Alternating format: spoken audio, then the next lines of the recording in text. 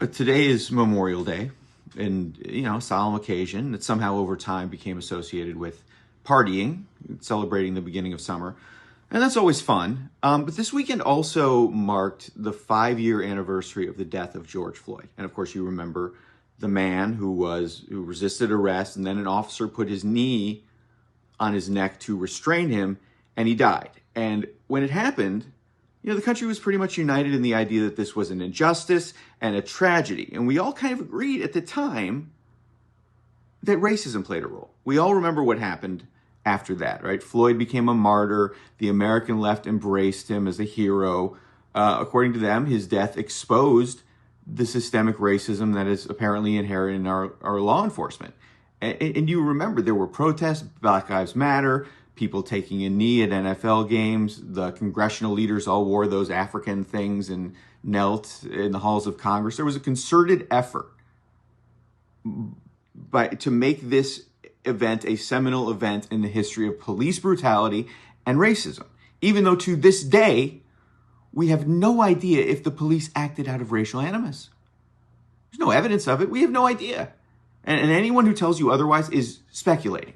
But speculating in a way that fits the narrative that the progressives have created in order to continue the claim, as they always have, that racism is inherent in the American system.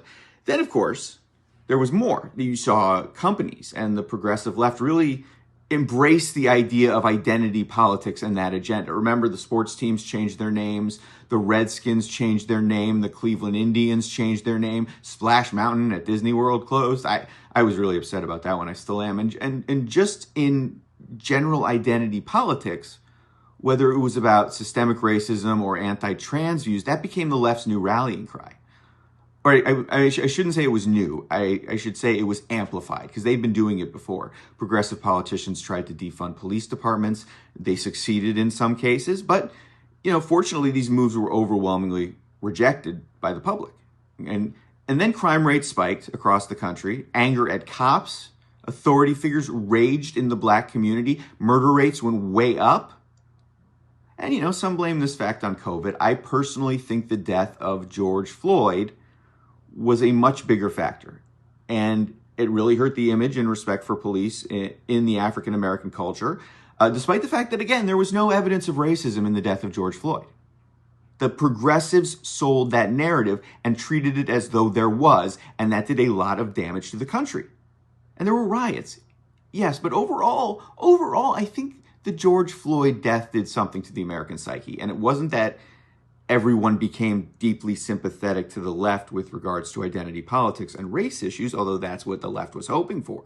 But instead, there was a backlash, huge backlash in support of police, against defund the police, in support of the rule of law, against the media for being sympathetic to the Black Lives Matter cause. Remember the reporter called them mostly peaceful? And he's standing there while the city was literally burning behind him.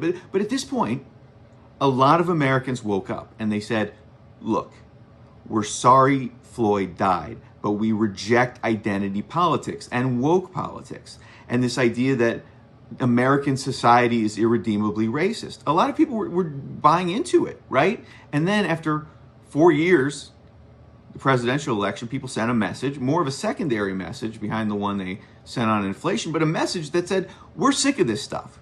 And we're sick of having diversity, equity, and inclusion programs stuffed down our throats at work or at school. And once Trump came in office, the entire government, the entire DEI structure was eliminated by President Trump. So in reality, George Floyd didn't lead to a reckoning on race, as they called it. It led to people becoming less sympathetic to the idea that America is racist, hateful, and intolerant. And look, based on their behavior, I don't think the left is aware of this particular sea change. George Floyd caused millions of Americans to sympathize with police, to crack down on criminal behavior, and to reject the idea that white Americans are the problem in terms of racial progress in this country. And while it didn't get discussed much, I think this point was a turning point for a lot of people who had become very skeptical of the civil rights movement, or what calls itself the civil rights movement today. Black Lives Matter has all but disappeared, right? People rejected their claims, they rejected their solutions, they rejected the premise of they rejected the premise of the name, right? Not that they didn't think Black lives didn't matter, but that the very name of the group was suggesting that there were swaths of Americans and police officers that didn't think Black Lives Matter, which is, of course, fallacious. But that's how the left has played it on race. They start from the idea that the default setting in the United States is racism, and that they have to convince everyone not to be racist and horrible and discriminatory.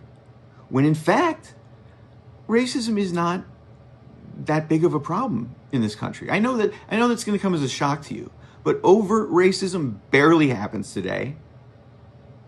The idea that we are all systemically or inherently racist, that white people all have some kind of racial animus stored deep in their brains that's impossible to get rid of, that was always an excuse. It was an excuse used by the left to keep the civil rights movement alive at a time when racial grievance on both sides was really at a historic low. And they ruined the continued progress that we had made over the last 50 years in terms of healing the injustices of the past. And, in regards to the African American community, the George Floyd situation made things much worse. Much, much worse. And you fast forward to now. You fast forward to what we see online with these fights. You've seen them, these brawls involving African Americans that we see videos of all the time. Really bad public behavior. Now, maybe it's just because we have camera phones, so now that we're catching it more and we all see it, but any normal person is going to look at this kind of dysfunction in the inner city community and say, what the hell is going on? It's only normal to wonder when day after day we see this breaking of the social contract when it comes to how people behave in public. You see them everywhere. You see fights in convenience stores, in restaurants, in airport terminals, everywhere.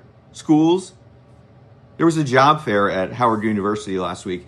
One guy had a video and said there were 7 fights that broke out at the job fair. 7. Now, we can disagree of what is the actual cause of all this, but what do you think people are going to see and think when they see this stuff happening every single day? And how would any person capable of critical thinking not view this pattern and say, maybe something is wrong in the inner cities and in the Black community? And maybe not, and maybe it's not because of systemic racism, as we've been told for the last 50 years. Maybe the fact that there is a family crisis in the inner city, maybe it's not the fault of someone else. Maybe it is an internal problem of some sort, but you can't say that, right? You can't suggest that, and people will call you racist. Well, guess what? A lot of people have stopped caring if you call them racist because they have been assumed to be inherently racist for so long and called that the term lost all its meaning. And no one is buying the racial narrative that the progressive movement is offering up. Well, I shouldn't say no one. There are still people who do on the left. And look, I know about redlining. I'm fully aware of the generational costs of slavery, Jim Crow, segregation, the abhorrent mistreatment of African Americans for centuries in this country. We know. We all understand that it was very wrong. But guess what? The generations that presided over those injustices are mostly dead. Modern Americans barely think about race at all. I'm convinced that when Obama became president, almost no one cared that he was Black. And this was particularly true among younger people. I never thought about it. I was opposed to Obama's policies, and I wrote about them. I did videos on them, but I never really saw him as a Black president. But I did notice a lot of people who were trying to kind of airbrush the Obama presidency by accusing anyone who opposed him as being racist. That was another turning point, I think, in this story. People, especially conservatives, did not like being called racist for simply having political disagreements with Obama. And the increase in racial strife at the time, it started under him. Because when incidents would happen, like Trayvon Martin or Michael Brown, they were victims of racism in his mind. This was Obama's biggest failure as president. He could have done so much to heal any racial divide that may have existed. Instead, he took it in the other direction. He played up the idea of police racism in order to maintain the narrative of the Democratic Party and progressives, because they view that narrative as being essential to their stranglehold on the black vote.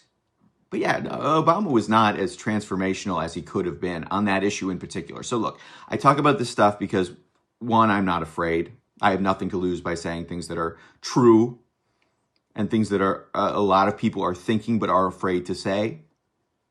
I try to, cut the bullshit here and really examine the problems facing the country, facing the inner cities, because it's not the black community. It's really the inner city culture that is causing those issues. The goal now has to be to solve those problems, because the ones that the left are insisting are the problems that the left is insisting are prevalent, in actuality, they barely exist. I'm almost certain of this. I'm Dan Joseph. This is Bite Size Politics. I'm sorry I've been gone. I was struggling with some things.